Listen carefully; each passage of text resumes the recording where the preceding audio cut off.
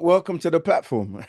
Oh, appreciate Yeah, it. yeah, it's good to have you on the Appreciate you platform. having me Sure. here, Yeah, and speaking about the good works, the master teacher, and your platform is definitely giving a larger and bigger view to the masses, of right knowledge, what the sure, master sure. teachers come to us.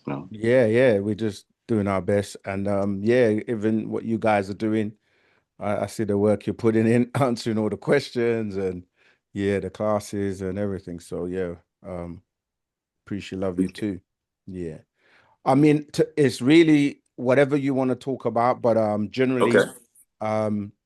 people want to know, how you came into the knowledge and, Mm. your journey, any experiences with a master teacher, any experiences with being on the land, and Okay. just anything you want to share, really.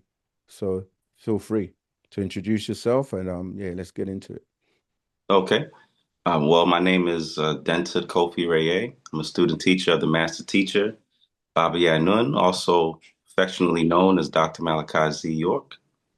And I first came into the doctrine or came into across the knowledge in the 2000s. I used to, my background is pretty much like a Christian background Hmm. where both sides of my family, Christian on one side, Catholic on the other. And around about 2000, 2009, I used to be an average bookworm going to Borders Mm. and used to go into different sections. Just I've always been curious. I've always been a knowledge based person on a lot of things. And there was a brother who approached me at the Borders bookstore, and this was in Philadelphia. Right. And at the time, I was working, around the corner at Macy's, and his brother came to me and he was like, "You ever heard of Dr. York?" And I was like, "No, I never. No, who is he?" And then from there, he started blessing me with all these different books, and that's how I came across the knowledge back then. Mm. And so one of my first books, if I can recall it, was "Is Jesus the True Messiah?" And it was a Okay. real small pamphlet. I'm thinking Mm. it was the HCM series, and I just remember looking at it and seeing how detailed, the master teacher was going in with all the Mm. different quotes from the Greek and from the Arabic, and then translating it back into English. So that pretty much, impressed me in terms of, oh man, this person knows a lot on, on this subject, on the religious topic. Right. So, and from there, the book that really got me was the Book of Revelations. Mm. He was giving me older books, at this time. But yeah, it was the Book of Revelation. It was a blue book, and it had the Arabic letter Lamb on the front of it. Yeah, I know the score you're talking about. Yeah, I Hmm. might even have it here. I saw it the other day. Let me see if I have it because sometimes the receipts. Oh, look at that. That's it. That's the Yeah, one. right, The Book of Revelations. right, right. Yep. Yep. And I'm telling you, for about, I would say about 2 month period, I was fascinated about the Crystal City. Mm. He was talking about the Crystal City in the Book of Revelations, and how, there was going to be a city coming down from heaven. I was fascinated with that, and the way he was breaking it down, I was like, "Whoa, okay, this is next level stuff." Right. So that book right there propelled me to go into the doctrine. That book right there was, a coming home Yeah. for a lot of things. And what was interesting was at the time I went from Christianity and I went to Islam, still reading Baba's books. That Okay. was September 26, 2010. Mm. When you said one side Yes, was Christian and one side was Catholic, yes. I wanted to say are they not both Christians? But but I think you can expound on that. But what I want to also touch on what you said about the Book of Revelation. Hmm. I remember when that was being broken down that many religious people were afraid to touch this book. they didn't have any information in it. And it's ironic that you mentioned the Crystal City, and even today, people are talking about this three-eye atlas that is heading here, and people are saying crafts are coming, and of course, a Right. lot of people now are familiar with the whole Anunnaki thing. So it's Hmm. interesting that like Dr. York was talking about, these UFOs or UAPs, however they want to call it back then. And in 2025, right now, and 2024, we saw the orbs, and now they obviously, the Congress has done disclosure. They're Right. becoming more and more open in terms of letting the public know about, UFOs. So That's yeah, true. well, how do you feel about, yeah, that kind of synchronicity from back then Mm. to now? It's funny because now when I think about it, this was used to be a taboo subject, right? Mm, It's more widely accepted now because of social media. Everybody has a cell phone. People can, do the research online. Before you had to, look this type of stuff in the library, or, it would be something that you had to do some serious research into mm, some, declassified, files. And what's interesting is the synchronicity is how something from the past, about 30 something years ago, can be seen as taboo. It could be seen as crazy. And now crazy becomes the new normal, you mm, know? So I right. think about how there's a gap between there's a saying they call it like there's a gap where religion fills in that gap where people are science. Mm, Science can't explain it, then they always push in or fill in that gap with religious belief. mm, And it's funny because now when you see how, okay, well, in Revelations 21, it's talking about a city coming down out of heaven. Nobody questions and says, is that some type of craft? Is mm-hmm, that UAP? Is that a UFO? What is that? And so now when we deal with it in right knowledge, we know now that it's something that has always existed, and that the mm, government has been keeping it under wraps due to control. Trying mm, to control a mass population from people finding out what the real truth is. So I think right. that it's divine timing and where we are today. Mm. And again, I'm surprised to know that you kind of came in around the 2000s, because you're such an excellent student that it shows that you put in the work, and as you said, then you moved from Christianity to Islam, and then what happened after that? Well, at first I went when I was saying that my background as far as on like my mother's side was Christian. So that's going to like Episcopalian church. Mm, You got your black church, and then on my father's side, because he was from the Caribbean, that's where you had the Catholic, the rosary right. beads, and going to mass, and Yeah. uh, having your taking the Eucharist as opposed to the your communion. So that was both sides of my family, and then Right. going into Islam, I went into like a Sufi order that was tied to the Senegalese. And then Right. from there, that's where I had more questions about what I was into. I was reading about the Nation of Islam. I was reading about the Five Percenters, the Marcus Garvey movement, all of that. And from that point, my answers, there were certain questions that I had that I wasn't getting Mm, from either school, from any of my studies. So at right. that time, I was still reading Baba's books, and I was like, the answer's right here in these books. The answer is, in everything that he was talking about through, older degrees, and newer degrees. Mm, So that was the main thing where I had to come to, as they call it, a fork in the road, where I said, all right, this makes more sense. So I'm going to lean more towards, my sound right reasoning and deal with the doctrine because it's answering all of my questions in these different religious schools and beliefs that I had.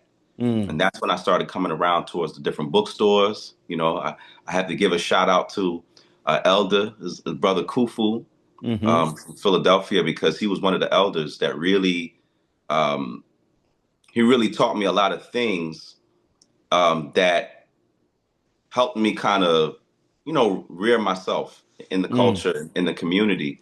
And he always told me a lot of, just he was just a wise elder, a wise right. elder that would tell me, the job of the disagreeable is to Mm, make you.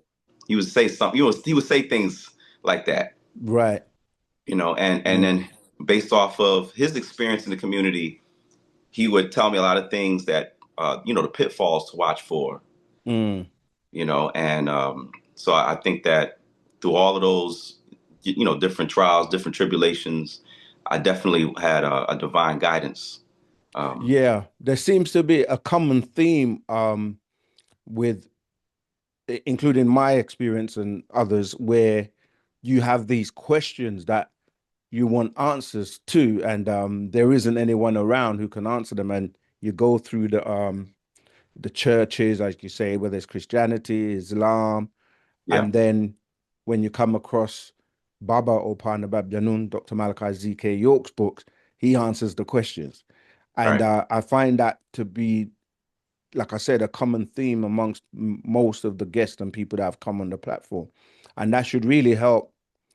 Or would you say, um, if you were speaking to a newcomer or someone who just came across Dr. York, Yes. what would it be that you would want to say to them? Because I find that to be a very important aspect, that people that have questions that can't be answered anywhere else, when they come to Dr. York, they get their answers. I would say, for them that we are in a divine time Mm, where there's questions that people have on the mysteries of life, and Dr. York has those answers, you know. So when we think about, all of the things that we went through, 400 years of slavery, all of the different things that, and, just I'm just going to go on this side as far as our own community, the things that we've gone through has been very difficult mm, because of certain conditions, whether it's mm, our environment, whether it's our background, whether it's our own experiences. And Baba has like an answer, what I'm mm, saying? Baba has an answer and a path for anyone's experience mm, where they have certain questions and they can find those answers in the books. But more importantly, what I noticed is that Baba has his own methodology. mm. He said that his methodology is that he spatters out information and he wants us to sit down and piece it together, Right. which is different than an academic approach. What they, in academia, it's a little bit different when you're Mm, talking about, you go through a course, right? You go through your studies, you have your homework, you get tested, you have to memorize the answers. You have a professor, and that professor has a certain level of knowledge that keeps you in a certain framework of understanding or comprehension. mm, But it's different where the master teacher is saying, you know what?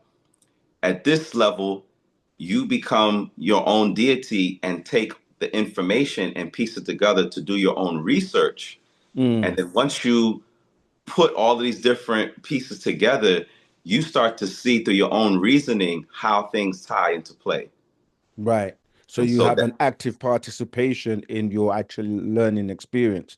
Yeah, and yes, I think that's great, because when you're reading the scrolls, he will often quote and reference other scrolls, right, even from other people, which kind of encourages you to go and do your research. right, right, right. And then yeah, like you say, put the pieces together. Did you ever get a chance to be on the land on Tama're and meet the master teacher? Unfortunately, no, no. Right, I still to this day still want to meet the master teacher, one on one. right, And so it was always what I've received was a lot of the elders' experiences of the mm, master teacher one on one, right. and a lot of the guidance that he gave them, that was also given to me. Right. So Yeah, sorry, go ahead. yeah, no, go ahead, get it. I'm sorry. No, I was just Mhm. going to say that's another important element, that Mhm. bringing the elders who Yes, have, walked with the master or have got these jewels from him, and to be able to be amongst elders and be able to listen and just soak that knowledge in as well, because you learn so much from those elders that have been with him for a while. So I was just saying, the scriptures say that the time was going to come where, you turn the children or the fathers to the sons and so forth. And I think in this society, a lot of our elders don't get the opportunity So, to pass on those jewels. So this is in our community, absolutely. of course, is actually a crucial element to our culture. But yeah, go ahead. That's so true, because there's a gap, I mean, when you really look at it, when you talk about elders and then you're talking about the youth, there's a gap when it comes down to communication and how we respect each other, and when I think about what the community, has done for me is that it's bridged all of those different things. Mm, It's bridged all of the different elements of a family. If you didn't come from a family, mm, then you came into your own spiritual family when it comes down to the community. If you didn't have certain etiquette, yeah. you learned a certain etiquette when you came into the community. So if there were certain things that you didn't know, people's own experiences, people's wisdom, things that was passed down, people's testimonies, Mm, that all of that shines, a certain light on things, where people could see, what, at the end of the day, we're not just individuals. We exist as a common group. Everybody has more commonalities than differences. So when you can look at, okay, whether a person is different or whether a person is or seems to be a little bit, different in terms of their background than you, the right knowledge, the doctrine, the master teachers can pull, and people from many different walks of life and still have a right. commonality. So I think that was one of the beauties that I've seen out of the culture. Mm, That Baba gave us a culture where it was like, you know what? Now we can communicate to people of all different walks of life, all different religions, all different customs, different circles. It doesn't matter, who you are, whether you're an atheist, right? Whether you right. are, Christian, Muslim, Jew, Baha'i, Sikh, all of those. It doesn't really, not to say it doesn't matter, but it does matter in the larger scheme of things that now we have Wunuwapu that becomes the equalizer, Right. Right. from culture to culture and from people to people. Yeah.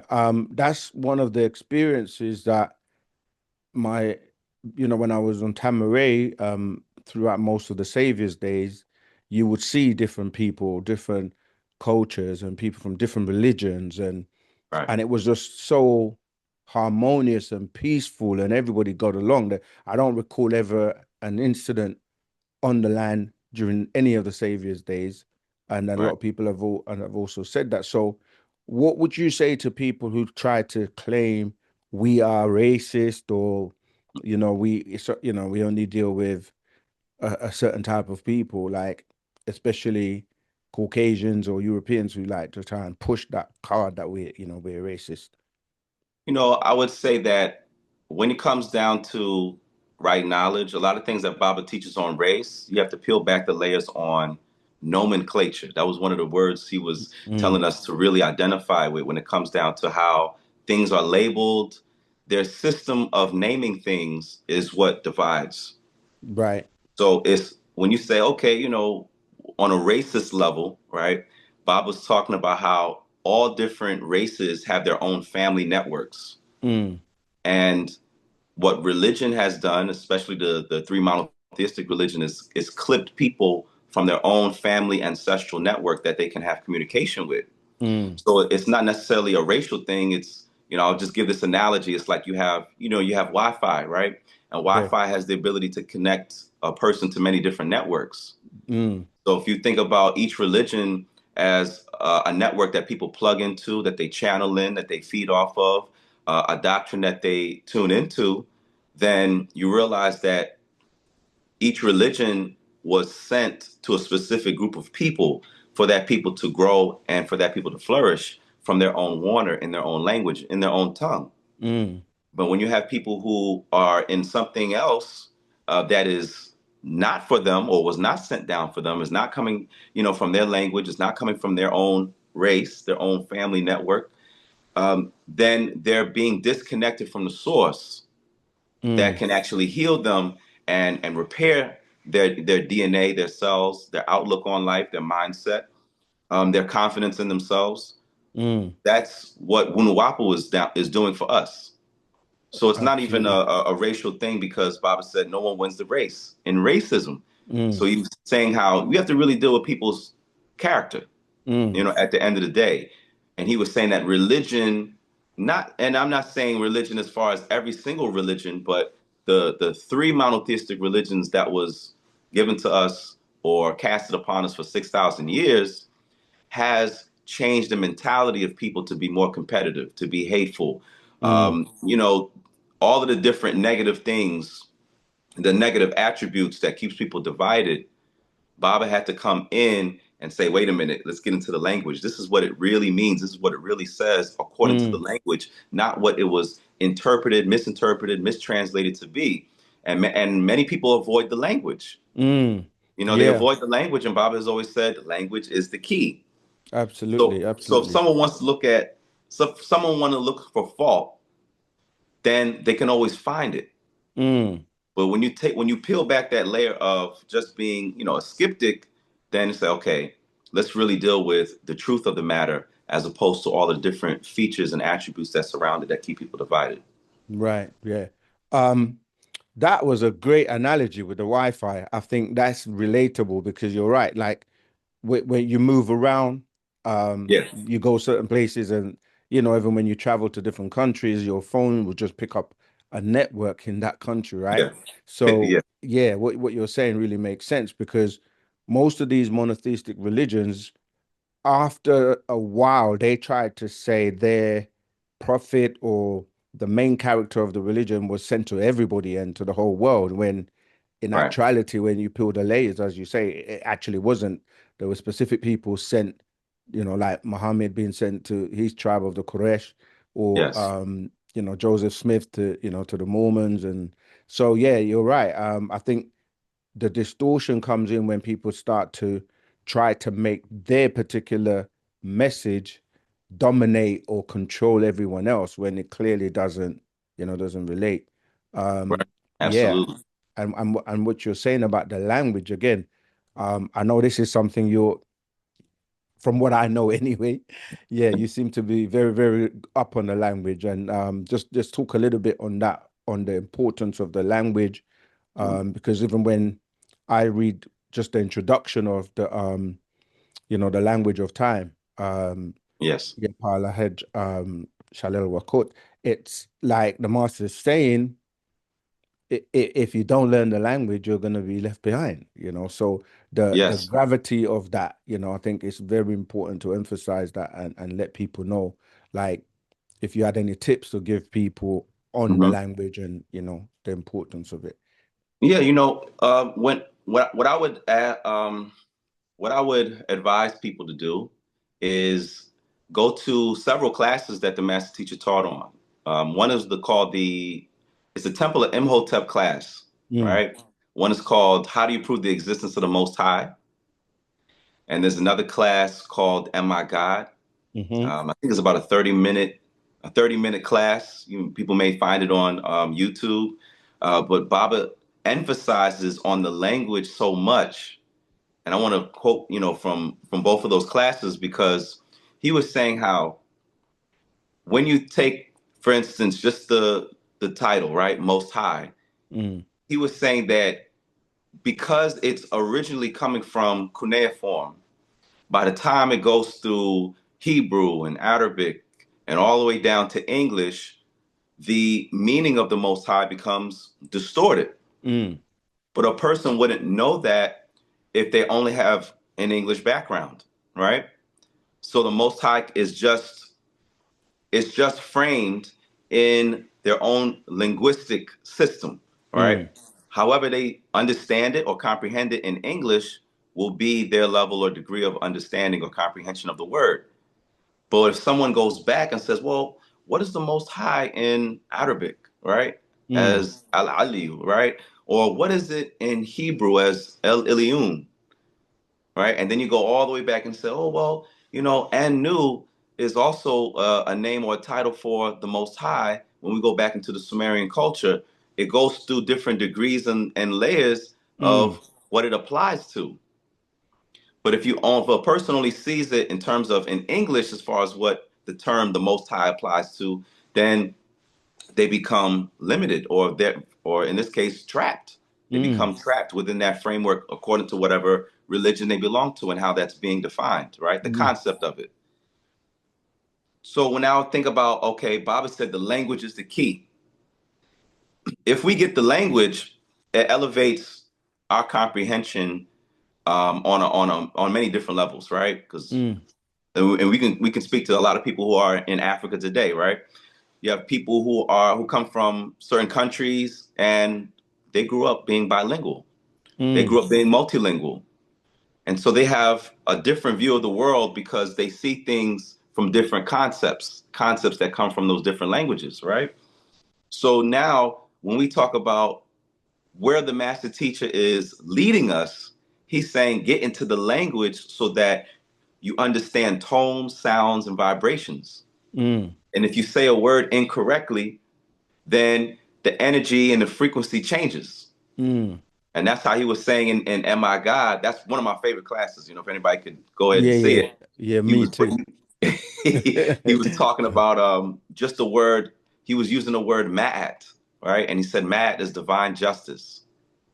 And he talked about the word Ta is the planet Earth, and he was tying how the woman is the planet Earth, and how the woman represented Ma'at, how the woman represented divine justice, and how this was the key in our success as a people, that we won't go any higher than the elevation of our women. Mm, And he was saying that all societies that became rich and beneficial and that expanded in their in their comprehension of not just regional things or local things or national things, but on a cosmic level, the woman was always elevated. And he says, we'll be the most successful people on the planet once we do that, once we exalt the feminine.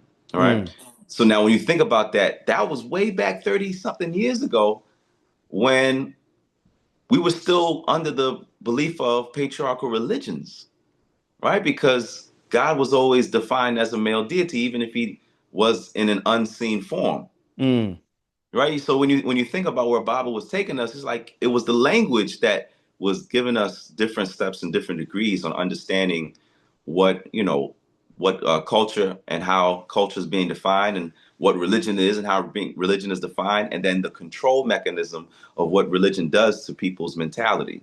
mm, So mm, so yes, language is I would say almost not everything, but it's one of the main keys to open up, the doors to mm. understanding more about Wunuwapu. Tour, tour. There was another, I'm not sure if it's one of those two recordings you've mentioned, but there was Hmm. one where he was talking about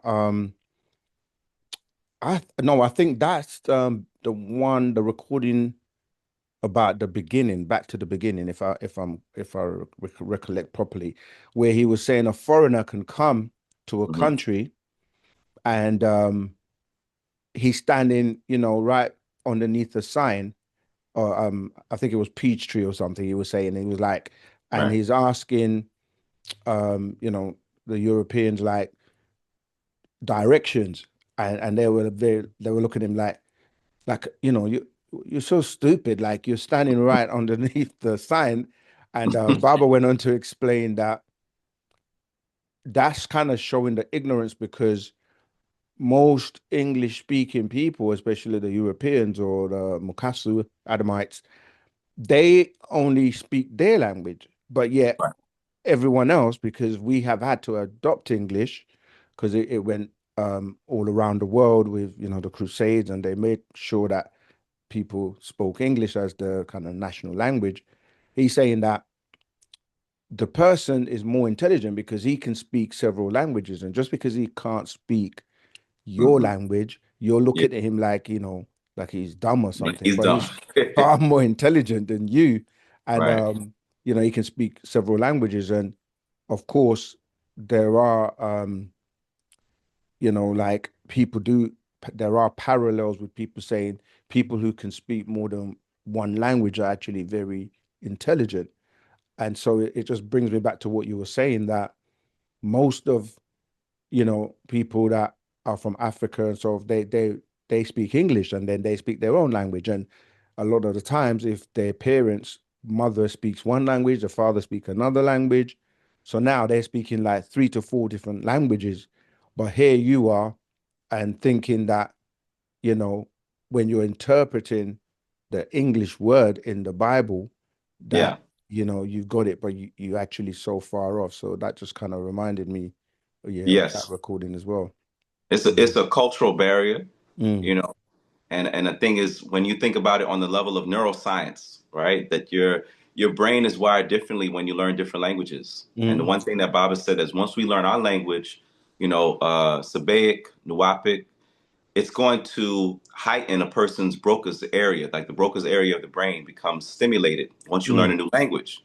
So what happens is that it creates new neural pathways in which a person can understand concepts from different views, from different angles, and also different meanings. mm, So, and I just give an example, right? For instance, we have in our own language, if we have the word misyak, mm, right? Misyak is known as a car, right? Something that you drive in. And so a person who comes from, just to say a person just only knows the English word for car is something that a person like a vehicle driving down the street. mm, But when you get into our language, Misyak has a three-part root, right? Sayaka, mm. sayaka. So that it also relates to your leg. It also Right.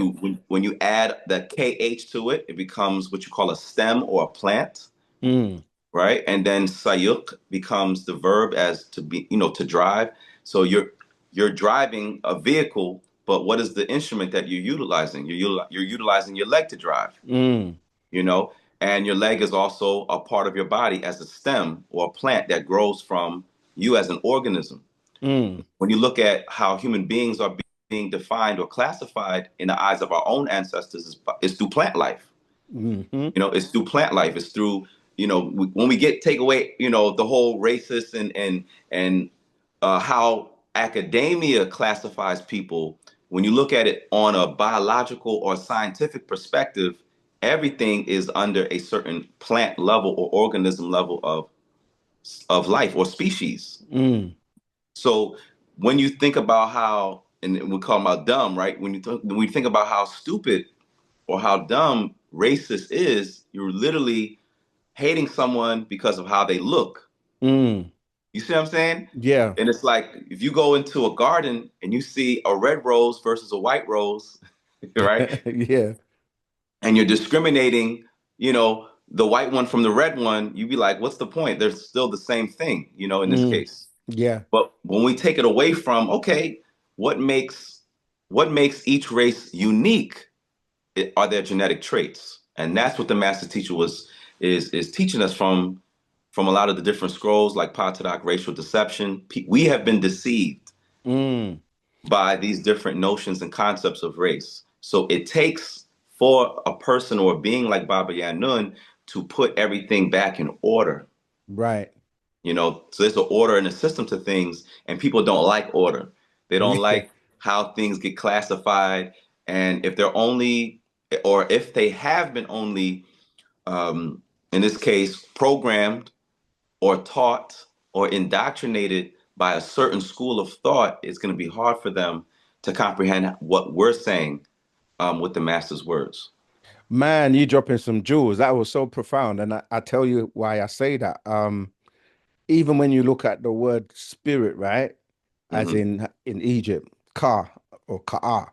And Yes, and yes, what you just said, like you yourself being that vehicle and your legs, going back to that example you gave, your legs are what you use to move and travel. So yes, it's like you say, you can relate that one word to so many things. And as you say again, when you deal with the fact that life began with, single cell organisms and right, like the green, the chlorophyll that, makes things healthy, as you said, yeah, relating to the plant.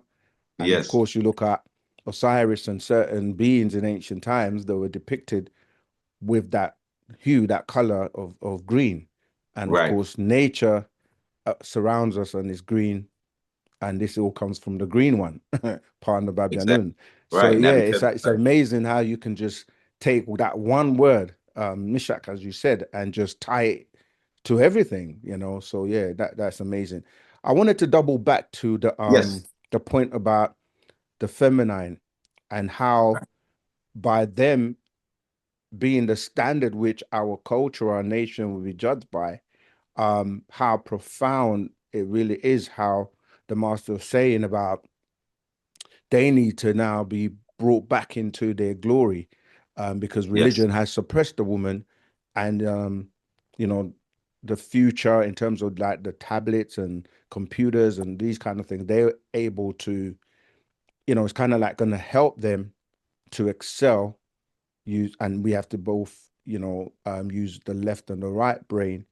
Yes. A lot of this is coming from the Gospel of Yanun on the sacred feminine. So I think we're not seeing as many um, females. I mean, generally in Hmm. circular life, we're seeing, you know, many presidents and, you know, even like in the European races, the women are actually, you know, taking on prominent positions.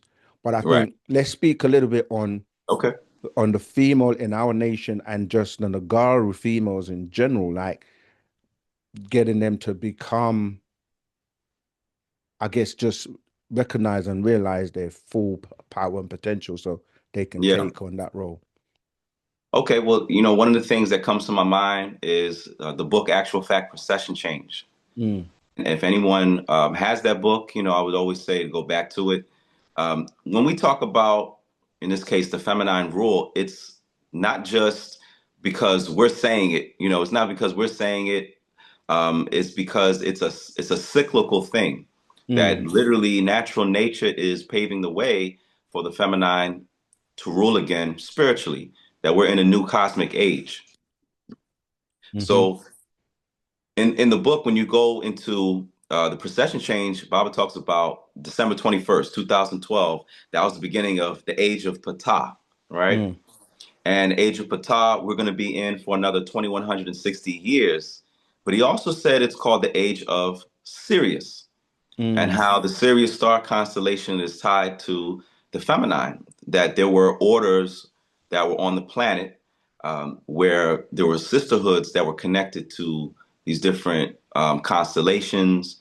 And, there were a lot of different rituals that connected them as a whole, right? mm, So when you look back into our own ancient writings, especially when you go into the Temple of Hat-Har, right? You'll see that on the walls, you'll see the deities of or in this case, Tefnut. You see Hathor. You see a lot of different feminine deities, along with the male deities that were in harmony with each other. mm, And so that when we think about, okay, we're coming out of a patriarchal society. There's patriarchal religions that we're trying to, break the spell on. All of those different degrees of how we understood or how we connected spiritually to God, right, or mm, to deity or to natural nature, all of that changes now mm, because we really haven't had the feminine's point of view on what Wunuwapu brings and how it flourishes in our own society and culture, because it's the unraveling, it's the opening, right, mm, of this new era and age of time. So Baba said that it's not just okay. Is this a matriarchal movement? He was saying that the whole entire universe are governed off of matriarchal principles, mm, right? And so there's a balance between the patriarchal and matriarchal, or the male and female principles that work together, where there's no imbalance. mm, So when you think about it, the original order was always dealing with Ma'at. So in that system of things, our morality changes because our right. morality was governed by these patriarchal, religious systems. Mm, So the procession change really opens up the door to understand that there were literally ley lines of energy on the planet that are now feeding the consciousness to people who are waking up spiritually, and they say, you know what, I don't necessarily want to go to church anymore. I want to sit here and mm, meditate. Mm, You know, I got I have a couple of questions now on God or deity or what I actually believe in. What is a spirit? What is a soul? Where do people come from? So people's mm, consciousness are waking up all over the planet because the matrix of the planet is feeding that type of energy. mm, And if the feminine hold on, or in this case, grab onto that type of energy and do their own research and become not only financially successful, but also spiritually powerful, then that's going to transform us mm. in the near and coming future. Absolutely. And like you say, when the mask of Patriarch was lifted, Mhm. questions such as is God female or male had to Right, be brought to the forefront because in the monotheistic religions, everyone always thought that man came first, and with the whole story of God taking the dust of the ground and creating Adam, and then taking the rib to create the woman. But now in this new era and this new dimensional shift, you're seeing that scientifically that doesn't add up when you start to go into the chromosomes and the X and the right. Y and how but what one thing I want to touch on is how the distortion of the so-called feminist movement, Okay, because when we say the woman is you know the key to the future and the power, then all of a sudden you hear these feminists or people that advocate that the woman doesn't need the man. And again, that's a distortion because when we talk about the sacred feminine, we're not advocating that kind of feminist movement of right. we don't need the man kind of ideology. Right. As men, we are builders, Mm, essentially, and we're providers, essentially. So when you think about the different roles between the masculine and feminine, feminine get put into the category of just being a nurturer, mm, right? Of being that protects the children. So when you think about the roles, right, or the positions that we have in place, what happens is people confuse a male and female principle with compatibility mm, and also the inherent skills that people have inside of their genetics, right? And so what happens is when you have people who are programmed to think, okay, this is masculine and this is, feminine, if and just case in point, when you think about the color pink, right? The color pink was not that came to mind originally as soon as you said that, but yeah, yeah, go it's not ahead. originally a feminine color, you know, and blue is not really a masculine color. They actually, switch in Mm, their role reversals. So when you think about how, okay, what are our positions, in terms of in the family structure? What are our roles when it comes down to how we deal with each other in society? All of that comes into play with compatibility. mm, So yes, religion, in terms of the patriarchal religions, has distorted certain views of how we have treated the feminine. mm, We have to take that into consideration. We have to acknowledge that that's there's some truth to that. But at the same time, we're not a feminist organization where we also, deal with bashing men and everything like that. Because you have to mm, understand, we both have our own roles in nature mm, and we both have an equal standing amongst each other to build in harmony.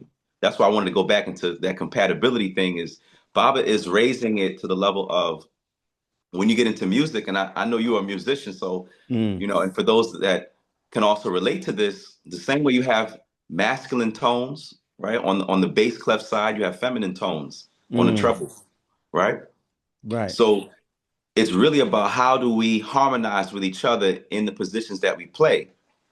So when we deal with genetics and people's background and people's experiences and what people have gone through and their trials and tribulations, we can't negate any of those things, but we still have to look at things objectively and say it's not a good or a bad, thing when these are attributed to gender, when it's Mm, attributed to people. mm, And we yeah. have to look at it from a raw level of just what do we represent as a principle? What does male and female represent as a principle? How do we work with each other? And how do we come together as one mind and then build from that foundation. Because Mm, Baba has always been teaching us the foundation of a family. And in order to have the family, you have to have a man and a woman. mm, And both of absolutely. them build a healthier society if they have all the tools that are needed to construct. Yeah, I mean that's another great analogy you've Hmm. used in terms of relating it to music, like you say. Um, if even if you take just like you say, the three notes where you have like middle C, and then to the left, which is the clef, like you Hmm. said, that's the male. To the right, the female. But then those two come together to Yes. produce offspring, right? So when you're looking at the triad, um, it is really that the male, the female, and the children or the karadu. So it's like when people try to eliminate one of those, when you eliminate one of them, it's like it doesn't make sense because like again, the monotheistic religion and the matriarch system is like, where's the woman? Because they would, the Right. whole Christianity, um, God the Father, the Son, and then they skip the woman and go to the ghost. And Right. it's like, well, the two are male. Where did they come from? You see, Hmm. so it's really important, like you say, when you look at music, you're like, okay, you have these tones, Yeah. the scale, which all music on the planet is composed from. And you Right. couldn't have just music on the bass clef or the bass side, and you couldn't have music just on the treble side. Right. And the harmony comes in when you put it all together. So again, it's ironic how Baba is able to just bring science into it, and then Yes. science just simplifies it. So you're looking at it from, like you said, male principles and female principles, and the union Absolutely. to bring about offspring. So yeah, that's another really great example because it's good to be able to put things in a way that it makes sense to people and people can, just relate to it. All right. Let me ask Absolutely. you. Absolutely. Sorry, go Hmm. ahead. Yeah. No, go ahead. I'm listening. All right. A direct question. Yes. Why is Dr. Malachi Z.K. York incarcerated? Because he raised the consciousness of millions of people on the planet. I mean, Mm, when you think about Baba Yanun's mission, it took a lot of years to get us to where we are. mm, And the reason why I say it took a lot of years is, Master Teacher said that way back in 1970 that he opened the seventh seal. mm, That was the opening of the seventh seal was in 1970, and that started him being the man of the hour, right? Each year representing that minute, right? So from 1970, that was 30 years of the different religious schools of thought that he had to walk us through. mm, And then from 2000 to 2030, now that we're dealing with, as what Baba coins, the hereafter doctrine, is 30 years of us dealing with the science, right? The culture mm, of Wunuwapu and implementing it in our own lives. So when you think about, okay, what did what did he actually do? He mm, woke people up to so many different levels of knowledge according to their degree and to their belief and based on their questions. mm, And he said that for 30 years, all he was doing was answering our questions. So if you were a Native American, you had your questions answered. If you were a Muslim, whether you were Orthodox Sunni Muslim, whether you were Shiite, you had your questions answered, from the L's Holy Quran. mm, If you were a Jew, if you were into the Hebrew Israelites, you had your answers, you had your questions answered in L's Holy Torah, right? If you were just into the extraterrestrial doctrine, you had your questions answered in Mission Earth, mm, right? Mission Earth, and so when you think about all of the different levels that Baba touched on, you're dealing with many different walks of life, many different personalities, different egos, because we also have to think about the opposition that the master teacher faced as well. mm, He's trying to give us a message of divine love, right? Divine love, or ashuk, is our top priority. So now when you deal with the condition of people under a spell, and when we say under a spell, we're talking about the spell of ignorance, the spell of amnesia, right? mm, The hypnotic spell. When you deal with all of these different layers and different degrees of where people's minds are at, it can become very daunting, and it can be Mm, very difficult to raise people's consciousness when you have so many people that have differing views and are looking for, fault in what a person is teaching. So he had to constantly say, I am not a holy man. mm, I'm a master teacher.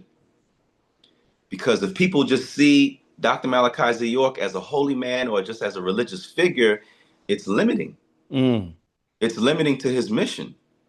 They don't know that the master teacher had charitable organizations, that we donated tens of thousands of dollars to hospitals. mm, They don't know that the master teacher, if he saw you, and you needed something, that he would, give you a new pair of shoes. mm, And this is something that other people in the community have confirmed, like the good brother Topper Taylor.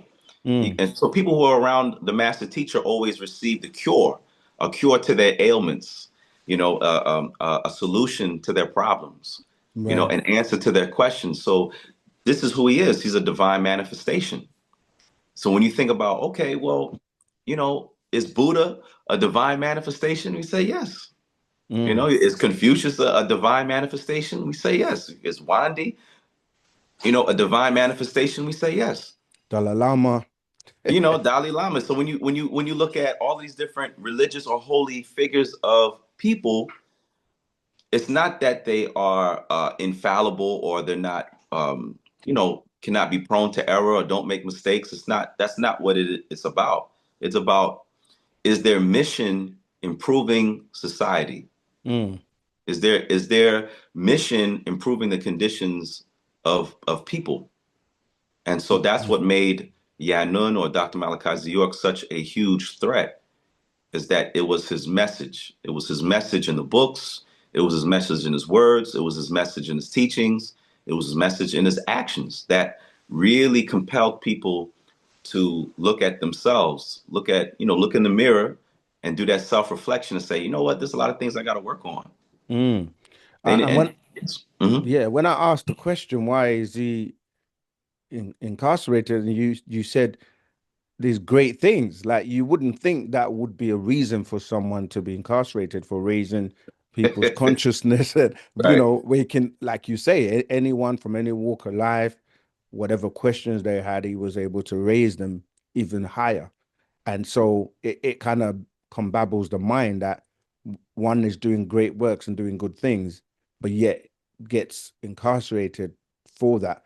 And I've also watched Mysteries Behind Closed Doors yeah, documentary, which, if people haven't seen that, we definitely recommend you to watch that. Where, yeah, Topper absolutely, was saying how he's a philanthropist, and the sisters in that were working on the books, they were also emphasizing that. So yeah, it doesn't make any sense. So we want to ask anybody to look into this injustice and see how they can get involved and how they can help, because right, without a doubt he's got to come home. He's served too much time, and for, absolutely, for not doing anything but helping people and raising the consciousness of the planet. So yeah, we want to make that a very absolutely. important And, point. and you know what? And to your point, even Doc said this. He said that in his own incarceration, we are incarcerated with him. Mm, And he was saying that because a lot of our people are still in the mental grave of ignorance.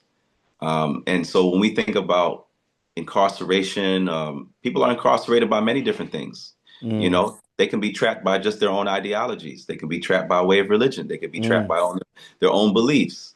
They can be trapped by their own bad habits that they wish to break, from their free. own Yeah. selves, right? So the master came out with the mind book. There's two books I would always like to promote: the mind book as well as Your Potential.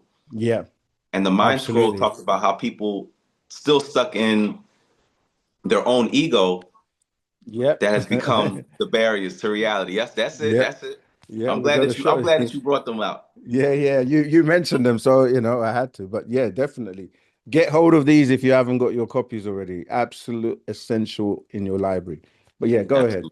Mm, Yeah, these books, as far as the doctrine that's in them, are priceless jewels for any person to pick up and learn. And when you think about how, okay, let's put it on a real level. Everybody has everybody goes through their own trials and tribulations, right? Everybody goes through their own experiences that they may not wish to share with others, Mm, right? But at the end of the day, we have a formula, right? The master teacher talked about we have a formula that can break the spell on people's minds to free them from the shackles of whatever they're going through. The mm, key thing is the difference between what religion does is that if somebody goes to church, they're going to go and listen to a pastor. And the pastor is going to be speaking to their issues and he's going to be stimulating them emotionally mm, to where they feel as though the message that's coming from the Bible is their solution to their problem. Whereas in right knowledge, we are very practical in saying that you have to do it yourself and diagnose your own symptoms. You have to be mm, your own doctor and figure out, okay, what is wrong with me? And, mm. you know what I'm saying? What is the Yeah, problem with me and how do I fix it? And that's why he always said the most, one of the beautiful messages, he says, the helping hand that you're looking for is at the end at of the your end of own your own arm. arm. Mm, But when you yeah. think about it, you also can find other people that are going through the same issue as you are, in which a person can start to see or reflect that they're not alone. Mm, They're not alone in their problems. They're not alone in their own issues. They're simply making themselves an individual that is going through uh, an internal situation or issue. But mm. there's a solution to every problem, and a lot of that is found in our books. If people just would read it and implement it, because that's the main thing. Because anybody could, walk around with information inside of their head. The key is, are they really applying it? Absolutely.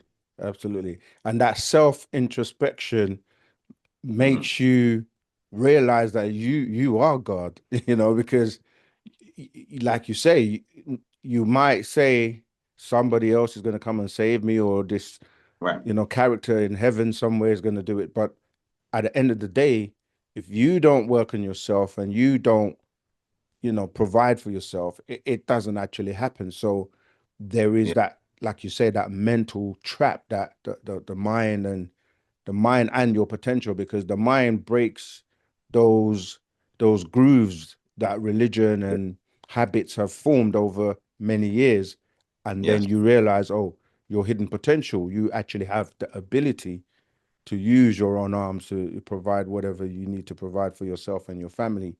And then you meet other people with like minds, and then Yes. there you go, you have a community of people that are thriving and working together to, yeah, change their environment and their conditions. So again, absolutely on point.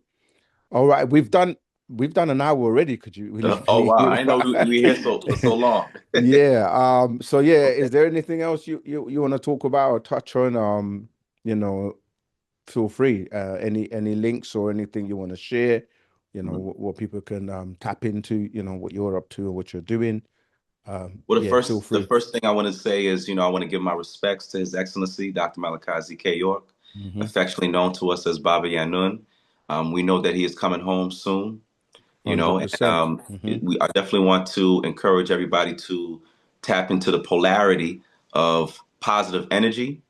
you know and if a person can make up their own habits to become more positive, then they can see those results once they test them right through a 30-day experiment.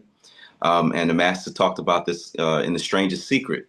Mm, So when I think about, we have a tremendous potential amongst ourselves, it's just not being tapped into. It's not being, I would say it's not being harnessed. mm, So one of the main messages that Baba has given to us is that we need to tap into our own potential and to develop it, right? So if there's any talents, if there's any gifts that a person has, I always say bring them to the forefront. mm, Bring them to the forefront, and I think that we'll be better off once we start to really deal with the real you, right?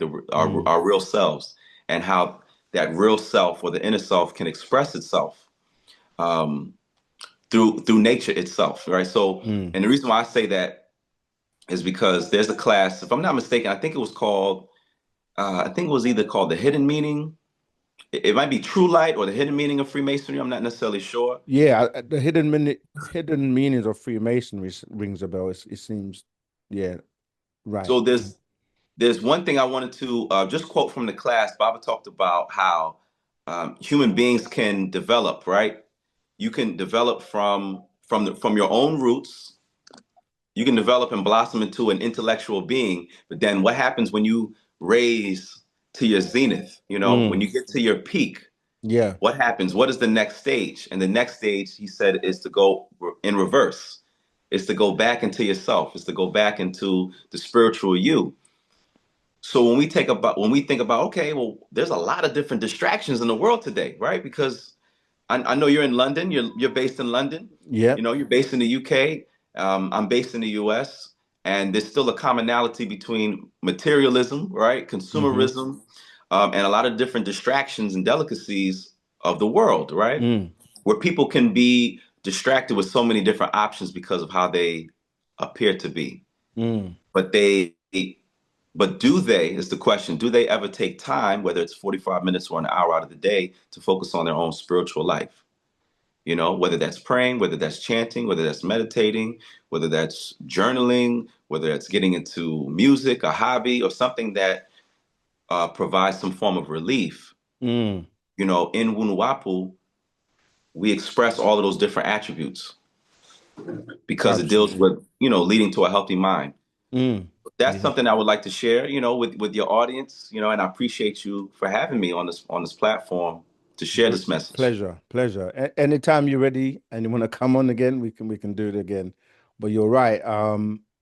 Mental health issues have been on the rise, especially since the what people like to call the pandemic. And Yeah, you're right, it's because people are so distracted constantly that the minute they had the opportunity to just stop and actually think about their yeah, life and go inside into the inner journey, um, it either made, I hear a lot of this, it either made people more like, wow, I can do this. I have so much potential, so much energy, so much ideas, but I haven't had the opportunity to really explore them because I was constantly, as they call it, on a rat race or distracted when right.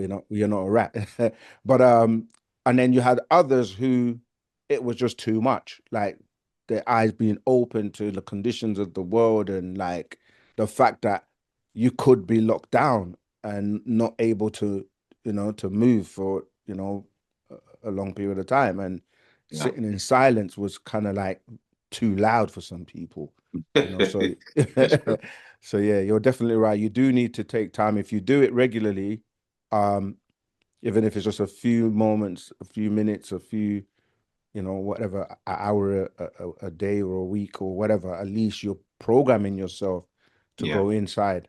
But yeah, you've shared some really useful jewels today. So yeah, once again, appreciate Appreciate it. love you for coming on the platform. Until the Thank next you so time, much. keep up the good work, Zamal. All All right. right. Anytime. Anytime.